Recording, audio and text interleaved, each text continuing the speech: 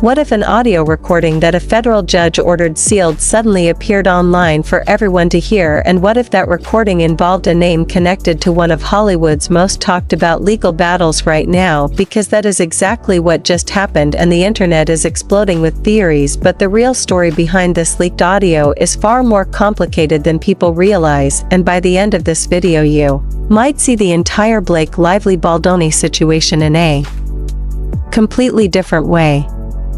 What started as a quiet sealed court recording has suddenly exploded across the internet, and the situation is far more complicated than it first appears, because the audio that no one was supposed to hear is now everywhere online, and people are asking a very serious question: how did something sealed by a federal judge suddenly become public, and more importantly, what does it really mean for the growing legal storm surrounding Blake Lively, Justin Baldoni, and several other names that keep appearing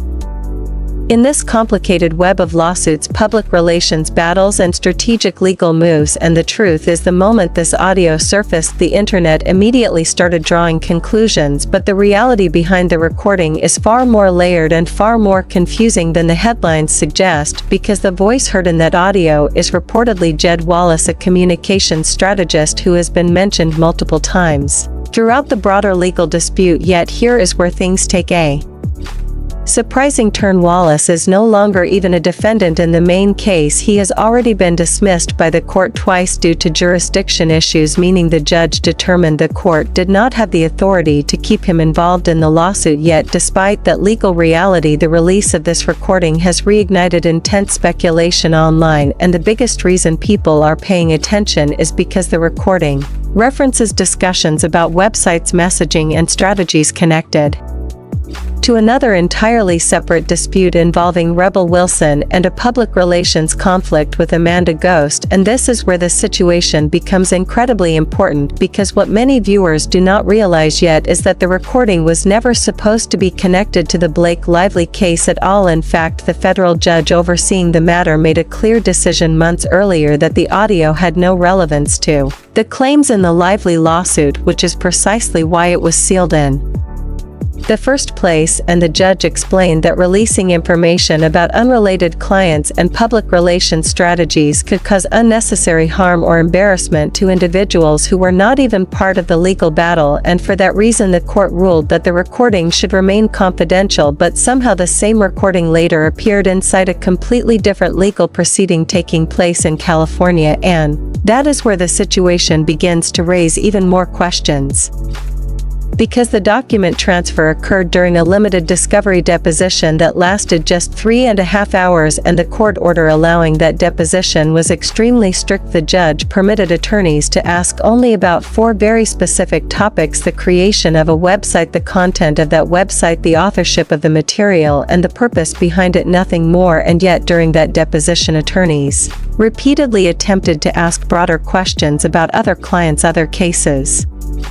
and other public relations campaigns, prompting multiple objections from defense attorneys who argued those questions violated the court order. And that moment inside the deposition room may now become one of the most significant turning points in this entire legal saga, because several attorneys present reportedly warned that if the scope of the order was exceeded, they would pursue legal remedies. And now that the audio and transcript have entered the public domain, those warnings may suddenly carry far more weight than anyone initially expected, because the central issue is no longer simply about what was said in the recording. The real question is whether the process that allowed it to become public followed the legal rules required by a protective order, and according to that protective order, any person whose confidential material might be disclosed through a subpoena must be notified in advance and given at least 10 days to object before the information becomes public. And based on statements made by Wallace's representatives, it appears there may be a dispute about whether that notification ever occurred, which means the focus could soon shift away from speculation about the audio itself and toward the legal procedures surrounding how it was handled, and this shift could become extremely important because if a court later determines that the protective order was not properly followed, then the release of the recording could create consequences for the parties who introduced it into the case. But even beyond the legal technicalities, there is another issue that has captured the attention of analysts observing this situation, because many of the claims surrounding the Blake Lively lawsuit have involved allegations about hidden smear campaigns and untraceable strategies carried out behind the scenes, and yet the existence of a traceable audio recording that documents internal conversations may actually complicate those claims rather than support them, because if conversations like this were truly intended to remain invisible, it raises the obvious question of why such a clear record would exist in the first place, and that contradiction has already sparked debate among legal commentators who point out that evidence appearing in multiple separate cases can sometimes weaken rather than strengthen certain narratives, especially when those cases involve completely different disputes between completely different parties. And this is precisely why several legal experts say it is essential to keep the boundaries between these lawsuits clear, because the conflict involving Rebel Wilson and Amanda Ghost is its own legal battle with its own timeline, witnesses, and claims, while the dispute involving Blake Lively and Justin Baldoni centers on a separate set of allegations, events, and legal arguments, and courts typically evaluate each case based strictly on the evidence connected to that specific dispute rather than speculation about unrelated situations. But despite those legal boundaries, the public conversation has continued to merge the stories together, creating an environment where headlines travel faster than the facts, and that environment can create enormous pressure on the individuals involved, because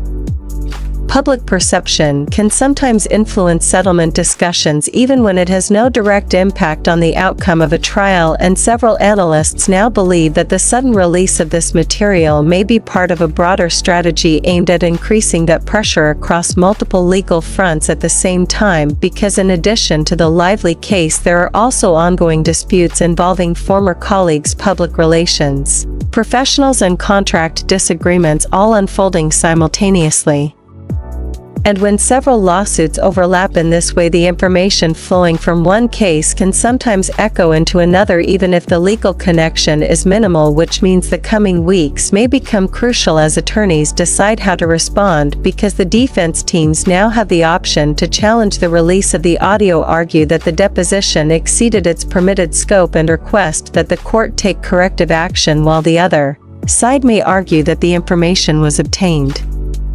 lawfully through a subpoena and therefore became part of the public record once it was filed, and whichever interpretation the court ultimately accepts could shape how similar discovery disputes are handled in future cases involving confidential material and high-profile clients. But perhaps the most striking detail in this entire situation is that the recording itself does not appear to prove what many online commentators initially assumed, because while it references strategy discussions, it does not directly establish who created any website, who published it, or whether it was ever actually launched as described. And even during the deposition testimony, the witness reportedly acknowledged writing some copy for a site, while also stating she did not know who ultimately built or published the page, which leaves a crucial gap between speculation and verified facts. And that gap is exactly where the legal process is designed to operate, because courtrooms rely on documented evidence, sworn testimony, and cross-examination rather than assumptions made from short clips circulating on social media.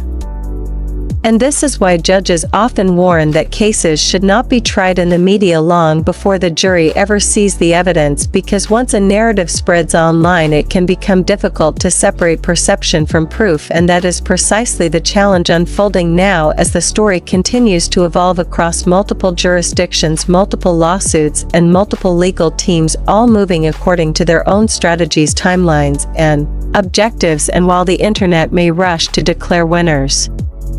And losers, the reality is that the most important decisions in this situation will ultimately be made by judges reviewing motions, arguments, and the detailed legal records filed inside the courtroom rather than by viral commentary online. And until those decisions arrive, the recording that triggered this entire conversation may end up becoming less about what was said and more about how it was revealed and what that revelation means for the complicated legal chess match now unfolding behind the scenes.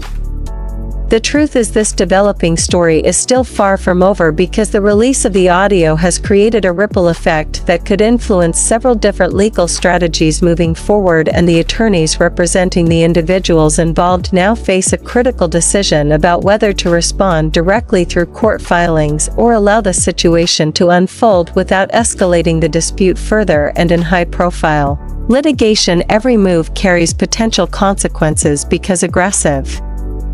legal responses can sometimes draw even more public attention, while silence can allow speculation to grow unchecked, and finding the right balance becomes part of the strategy itself, especially when multiple lawsuits intersect with public relations narratives and professional reputations at stake. And in this particular situation, the stakes extend beyond any single recording, because the broader conflict already includes claims about workplace disputes, communication breakdowns, and competing interpretations of events that occurred behind closed doors. And when those claims begin to intersect with discovery disputes, protective orders, and jurisdictional rulings, the legal landscape becomes extremely complex, which is why courts move carefully and often slowly through each stage of the process, evaluating evidence one step at a time rather than reacting to headlines. And this deliberate pace can sometimes frustrate observers who want immediate answers, yet it exists precisely to ensure that decisions are based on facts rather than momentum. And for the individuals involved, that means the outcome of the cases will depend not on viral moments but on the documentation, testimony, and legal arguments ultimately presented before the court. And as the situation continues to develop, new motions, responses, and rulings may clarify what role, if any, this audio recording will play in the larger disputes. But until those filings appear, the recording remains only one piece of a much larger puzzle, and a reminder that in complex legal battles, the most dramatic moments often occur long before the final verdict is ever reached, and the real story may only become clear when the courtroom process finishes, revealing the full picture behind the headlines.